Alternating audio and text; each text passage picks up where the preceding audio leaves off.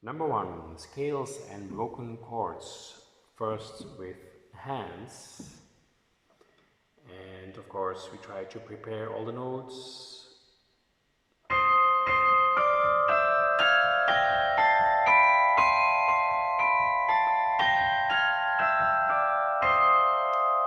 You can't prepare every note like this. What you can do is the first 2 notes are down, and then afterwards try not to raise your hands, not like this, but keep them low.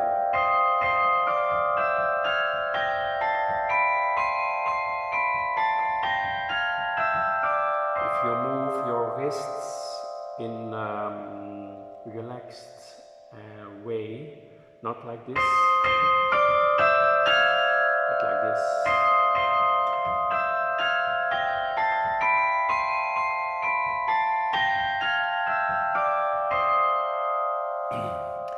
And accentuated notes not in this way, but try to play all the other notes as soft as possible.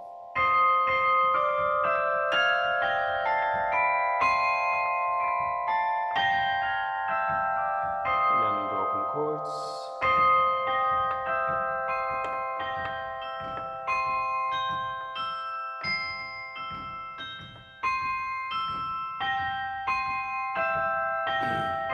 In this exercise,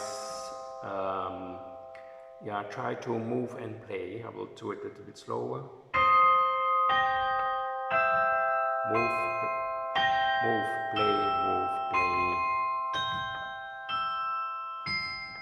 So it's better to do this not too fast.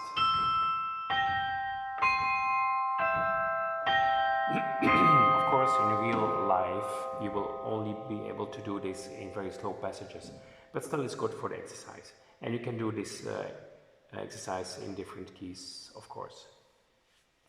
Number 2, broken chords in C and in octaves, and this exercise always with move and play.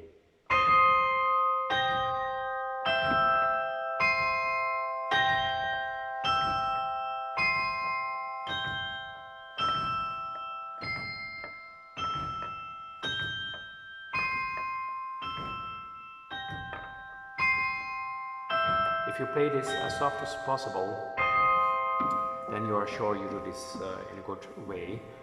After some time you can do this exercise also with pedals. Left foot,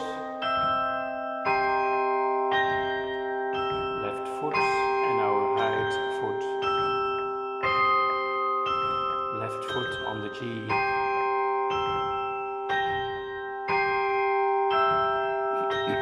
The purpose of this exercise is multiple. What I always try to do is only look at your left hand, and your right hand at some point will go automatically. You will know this is an octave, instead of watching 2 notes, which is not possible. Exercise number 3 is also broken chord, but differently.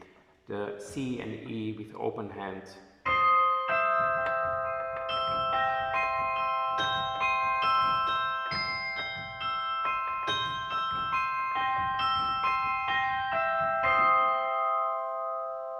Also over here we have the accents, but try to play the accents by playing all the other notes as soft as possible.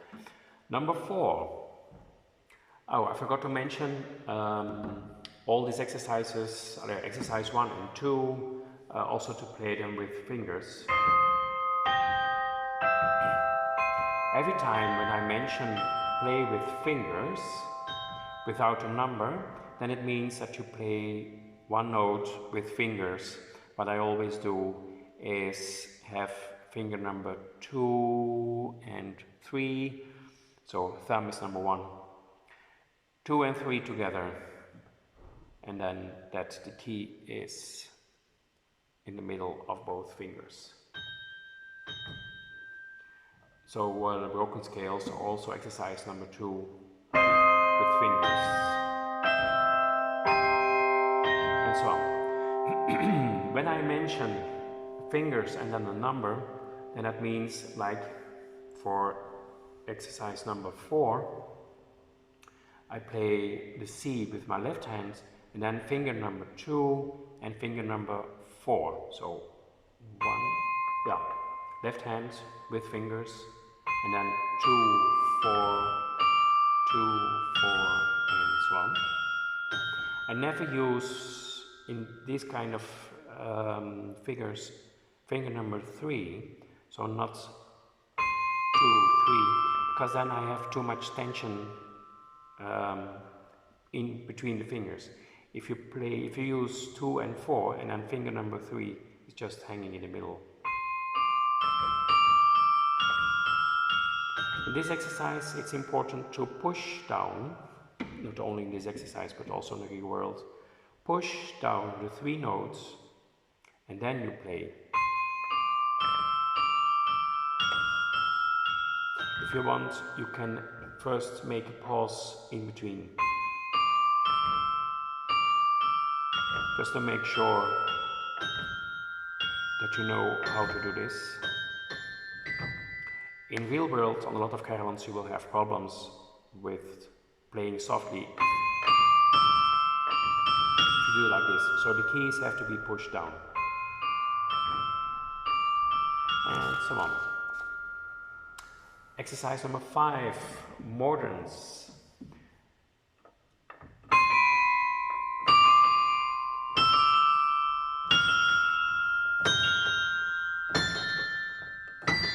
In this exercise, I do give the accents rather exaggerated, much more than the other accents. And then you give an accent and immediately diminuendo,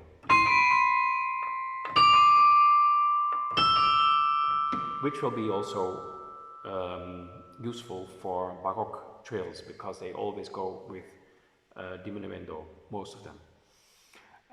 So in fact, what is written down is a scale of C, but on every note the mordent. And then after this you can do this exercise also with fingers, so 4, 2, 4.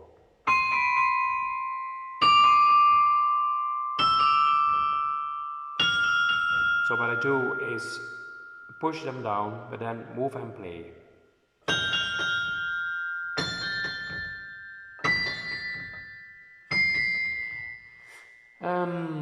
You can do the same exercise with the short trill.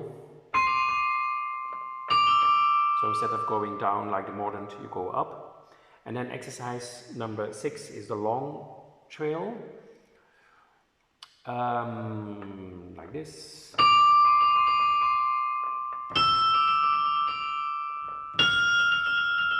I have written it down with 8 notes and then 16th notes. In fact, in the real world, it's like a tenuto on the first note. So the same idea, we have the scale of C, but on each note the trill. Baroque trill means that you start with the upper note and you end with the note on which there is a trill, in this case the C. And we start with the D.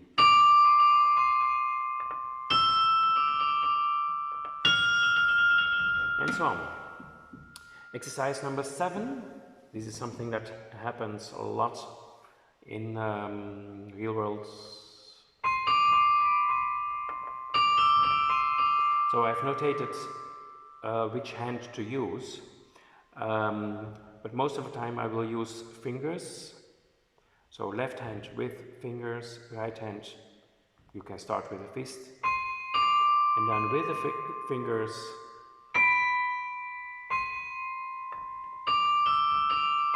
push down the key like this. And since our left hand is using the fingers and not the hand, we have plenty of room to cross. If you would do this in this way, you will never have the possibility to do it very subtle or very pianissimo.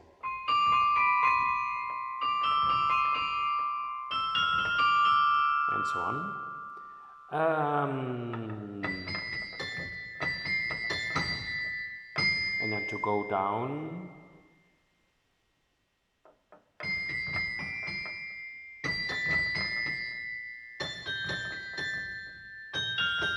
The same way.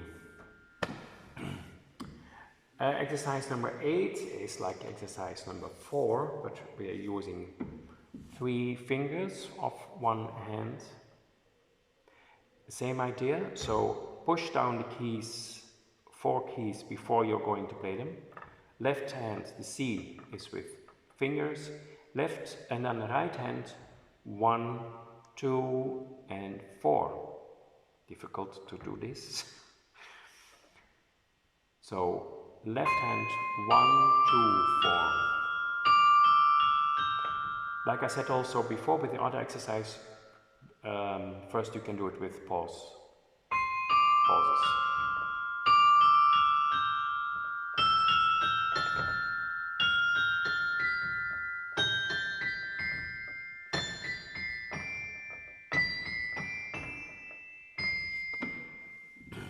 Exercise number 9 for coordination between hands and feet.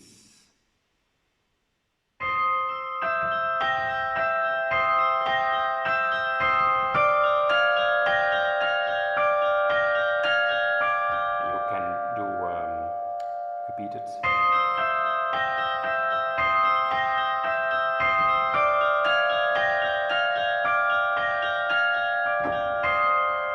I've not notated it, but the I said it with open hands. So left hand is doing this, not like this, but open hand.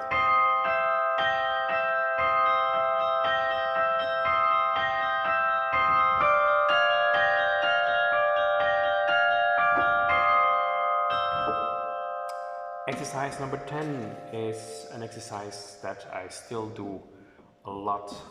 You can first do it slowly with moving and playing. So it's always start with the C and the G, G, C, G. And then afterwards you can do it faster.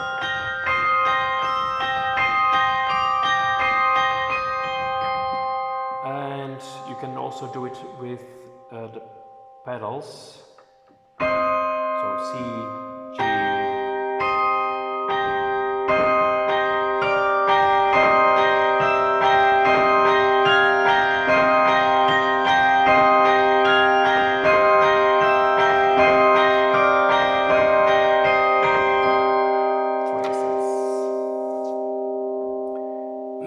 Then page number 4, these exercises are numbered with a T, tremolo 1, 2 and so on. And as I mentioned, it's not only to practice tremolo, but also to practice that you can play 16th note very regularly. 1, 2, 1, 2, 1, 2, 1, 2, 1, 2, 1, 2.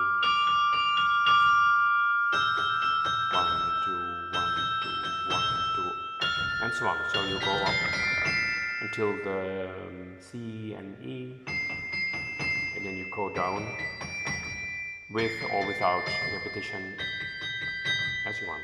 And now in T2 we are going to double this. 1, 2, 3, 4, 1, 2, 3, 4, 1, 2, 3, 4, 1, and with a little accent also in between. 1, 2, 3, 4, 1, 2, 3, 4, 1, 2, 3, 4, 1. And we can also do this in 3. 1, 2, 3, 1, which is T3 exercise. 1, 2, 3, 1, 2, 3, 1, 2, 3, 1, and so on. And also in 3 but doubled. 1, 2, 3, 1, 2, 3, 1, 2, 3, 1, 2, 3, 1, 2, 3, 1, 2, 3, 1. It's also good to do this exercise in octaves, for instance. So this is in 2, and now in 2 doubled. 1, 2, 3, 4, 1, 2, 3, 4, 1, 2, 1, 2, 1, 2, 1. And it's always good with students to do something like a game. So I say we are going to do these kind of tremolos in octaves on a scale of C, and I just say, just before the next note, I will say 3 or 4. So 3, 3, 4. 1, 2, 3, 4. 1, 2, 6, 8, 4. And it's always quite fun to do this, and also good for real life, because in fact this is the beginning of a long tremolo study. We will have rhythmical tremolos like these, so in 2 or in 3, and you also have the free tremolo, but almost all free tremolos will also start as an rhythmical tremolo in the beginning. Then afterwards you make it free, which means that you will play just a little bit faster. And you can do it with crescendo, diminuendo. I normally end with my right hand, which is which is the lightest bell, so that we can enter tremolo very pianissimo.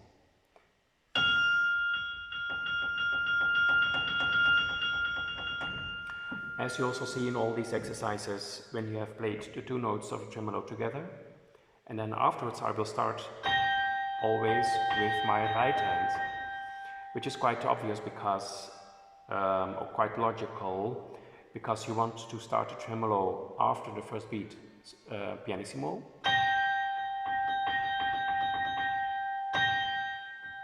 because we will try to pick up the sound.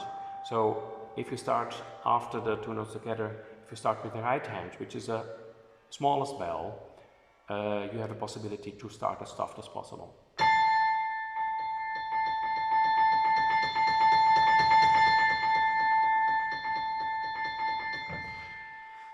So in fact a tremolo is always with a tenuto. If you start a tremolo like this, I always say this is an ugly door bell. First you can listen to the sound and then try to pick up the sound as soft as possible to make it longer. But all this, I think, starts with just like this.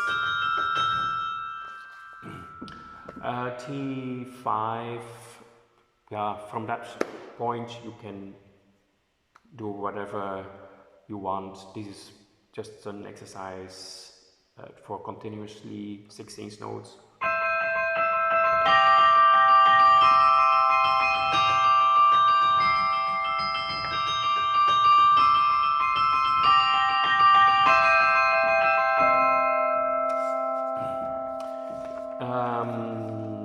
And also with the tremolos, you can also do the same studies with fingers.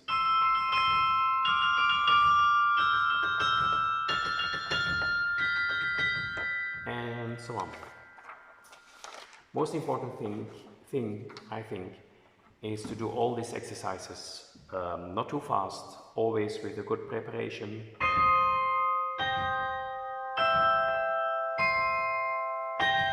And then at the end, when you play repertoire, that's all these movements go automatically in your music. As I always say, you will never learn to play an instrument with only repertoire music. You need technical studies, which automatically will be involved in your repertoire as you play them. Okay, that's it. Have fun.